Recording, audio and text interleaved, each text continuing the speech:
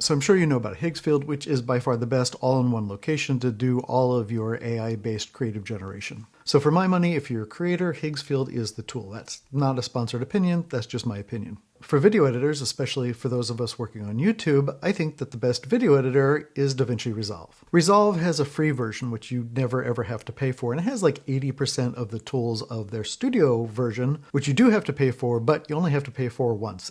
And for a lot of YouTubers, this has become the go-to platform for doing their YouTube videos. I use it every single day. Higgfield has released a plugin for DaVinci Resolve that brings all of the things that you love about Higgfield right into Resolve. I'm going to walk you through everything you need to know about how to get this plugin running, starting with how to install it. I'm David. On this channel, I give creators like you really simple solutions to your everyday creative problems. If you want to learn ways to make your workflow easier and faster, like and subscribe below. This is DaVinci Resolve. This is a product review that I'm working on. It's of the 3D printer, the FlashForge Creator 5.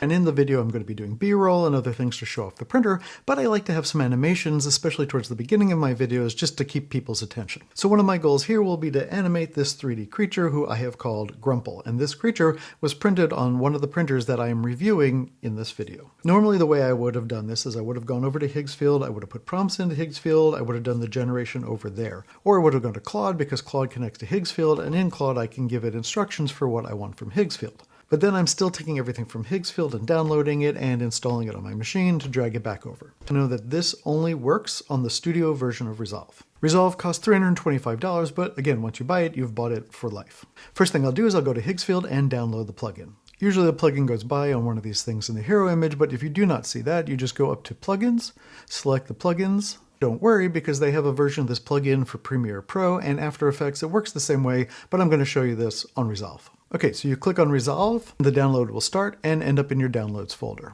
You get the Install dialog box, you say Continue, you say Install, put in your password. When it's done, just hit Close, and it'll ask you if you want to move it to the trash. That just saves some space and saves you from having to throw it out later, so I say yes. Once you do that, you're going to want to quit Resolve, because Resolve loads things like plugins on launch. Once the plugin is installed, you go underneath, you come down here to Workspace Integrations, and you choose Higgsfield. I'm going to move my window over here so I've got some space to put the plugin. And then Higgsfield asks to continue in the browser. This is how you authenticate. It gives you a code, continue to sign in, you to sign into it and give it permission to load the plugin. And then it says authentication is complete, and then you just go back to Resolve. All the Higgsfield plugin really is a separate app that runs next to Resolve and that you can use to bring things into Resolve. So basically you're looking at like a little window inside of your Higgsfield account. So there's a bunch of things that you can hear. You can do Cinema Studio, you can do motion control, you can do edit video, draw to video, LUTs, and reframe. So I'm going to start here with a pretty simple one that goes along with what I'm doing in my existing video. And now what I want to do is I want to take that and I want to animate him saying hello for the beginning of the video. If you're familiar with Higgsfield, you'll know this interface. I'm just going to come here and I'm going to say Edit Video, and I'll scroll down to Video Generation. These are some video graphics I've already done. The first thing I want to do here is I'm going to add a couple of images. In the description below, I'm going to leave a link to the images I used to make this, the prompt I used to make this, and if you do 3D printing, I will have this file in that for you to download as well. This is a 3D animated creature named Grumple. The scene opens with it standing inside the 3D printer in the reference images. The camera starts with a wide shot, like a 14mm lens, and then pushes into the scene until the camera is focused on just Grumple inside of the printer. As the camera pushes in, Grumple should wave and say, "I'm Grumple, I was made on this printer." Grumple should appear lifelike with purple fur covering his body. The other colors should be smooth and without fur. I'm going to then add the 3D printer he should be standing in. I don't need this to be 15 seconds long. I'm going to choose 8 seconds. So this is a beta plugin, and what I've noticed is sometimes it gets stuck on the uploads. There's two things you can do. You can try and delete the files that it got stuck on, and you can re-upload them one at a time, which seems to work the best, or you can just jump over to Higgsfield, you can do it over there, and then it will show up in the plugin, which is actually one of the coolest things. Anything that you've made in Higgsfield before, you can bring into DaVinci Resolve through this plugin. Now it's got all the files, let's give it a shot. I'm going to submit. This is the same process that you would do over on Higgsfield itself, but the difference here is that after you've rendered this, you can bring this directly into your timeline or your media pool, which saves a whole bunch of steps. Here's the resulting video. Didn't do the printer right, doesn't matter. I'll go back and fix it later, but I want to show you this process. First, I'm just going to click play.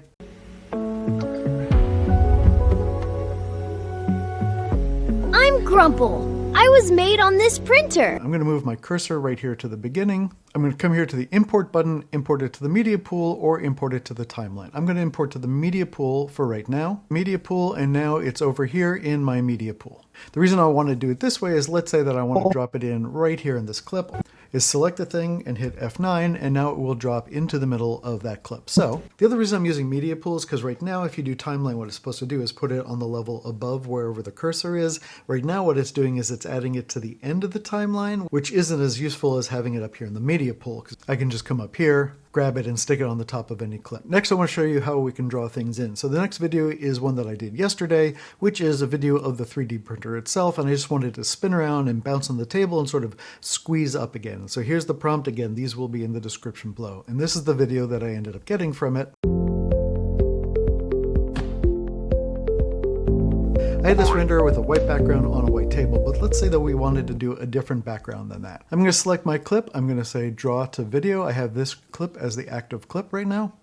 This is another beta thing. I had to hit the clip and then come back out and hit it again a couple of times until it filled up here in the preview. But what I'm going to do is I'm going to move through the frame. I'm going to grab this and I'm going to draw back here. Okay, to make this a little ridiculous, people in clown costumes and monkey suits clapping. Let's see what it does here.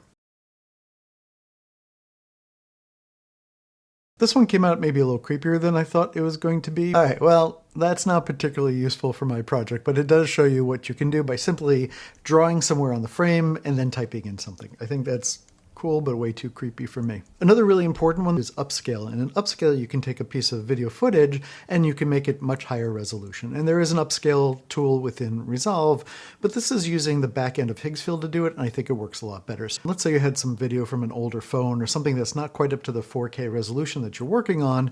Upscale will use AI in order to figure out how to make it look better.